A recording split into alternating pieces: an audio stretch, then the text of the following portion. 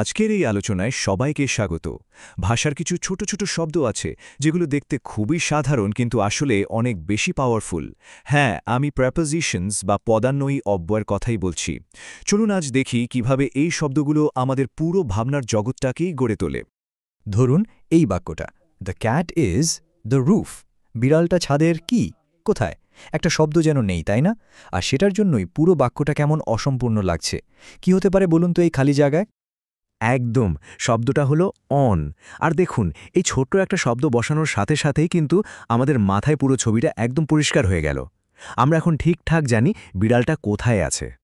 অনেকেই হয়তো প্রিপোজিশনকে স্কুলের সেই বোরিং গ্রামার ক্লাসগুলোর মতোই মনে করেন, কিন্তু সত্যি বলতে এটা মস্ত বড় একটা ভুল। এগুলো আসলে ভাষার অদৃশ্য আঠার মতো।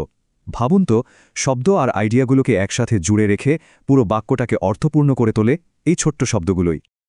তো এর একটা ফর্মাল সংজ্ঞা যদি দিতেই হয় তাহলে কি দাঁড়ায়?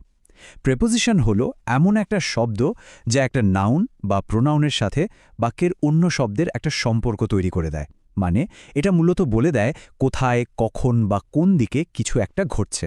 চলুন বিষয়টা আরেকটু ভেঙে দেখি।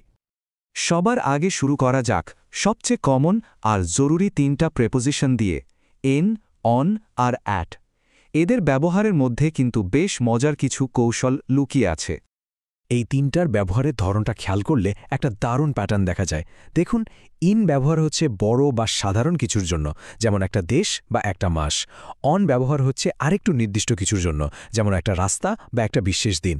আর অ্যাট, ওটা ব্যবহার হচ্ছে একদম সুনির্দিষ্ট, পেন পয়েন্ট করা জায়গা বা সময়ের জন্য, যেমন একটা ঠিকানা বা ঠিক বিকেল 5টা। আর সবচেয়ে মজার ব্যাপার কি জানেন? জায়গা আর সময় দুটো ক্ষেত্রেই কিন্তু এই একই নিয়ম কাজ করে, মানে জেনারেল থেকে স্পেসিফিকের দিকে যাওয়া। যেমন এই বাক্যটা দেখুন, I will meet you at 5 PM। এখানে সময়টা একদম নির্দিষ্ট করে বলা, ঠিক বিকেল 5টা, তাই এখানে অ্যাট বসেছে। একদম পারফেক্ট।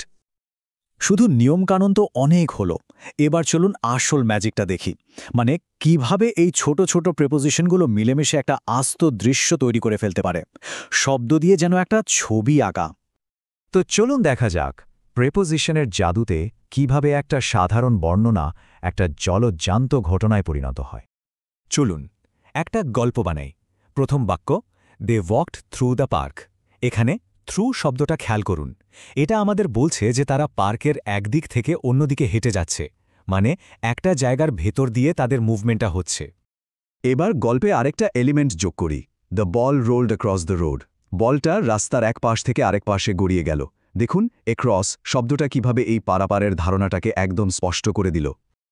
আর এবার গল্পের climax, he jumped into the pool. সে পুলে ঝাঁপ দিল। এখানে ইনটু শব্দটা কিন্তু খুব গুরুত্বপূর্ণ। এটা শুধু ভেতরে থাকা বোঝাচ্ছে না, বরং বাইরে থেকে ভেতরে একটা গতি নিয়ে প্রবেশ করা বোঝাচ্ছে।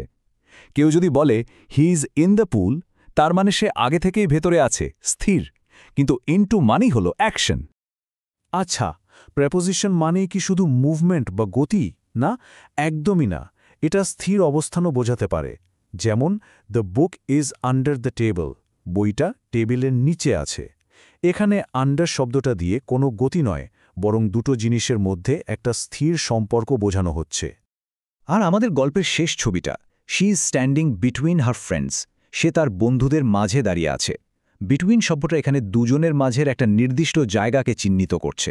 দেখুন, কয়েকটা প্রেপোজিশন দিয়ে আমরা একটা পুরো দৃশ্য তৈরি করে ফেললাম। প্রেপোজিশন যে শুধু জায়গা বা বস্তু নিয়ে কাজ করে তা কিন্তু নয়, এদের আর একটা দারুণ ক্ষমতা আছে। এরা কিন্তু আমাদের অ্যাবস্ট্র্যাক্ট আইডিয়া বা বিমূর্ত ধারণাগুলোকেও একে অপরের সাথে জুড়ে দিতে পারে। মানে এদের কাজ শুধু চোখে দেখা জগতের মধ্যেই সীমাবদ্ধ না। প্রিপোজিশন ব্যবহার করে আমরা কোনো কিছুর কারণ দেখাই, নিজেদের আইডিয়া শেয়ার করি, এমনকি মানুষের সাথে সম্পর্কও তৈরি করি।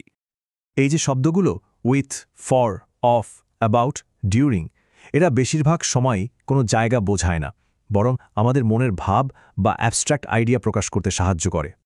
যেমন ধরুন, I am talking with my friend.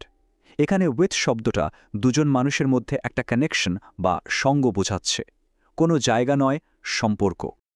অথবা এই বাক্যটা, the match was cancelled because of rain. বৃষ্টির কারণে ম্যাচটা বাতিল হয়েছে।